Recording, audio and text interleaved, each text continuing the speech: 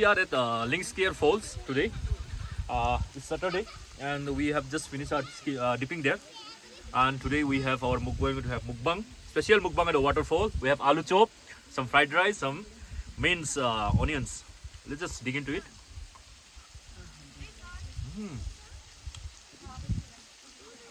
Wow!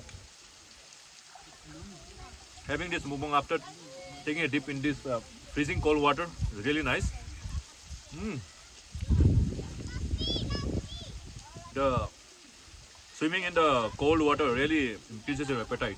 You see this full of cashew, the kishmish, the dried raisins, the coconut, the carrots, really nice.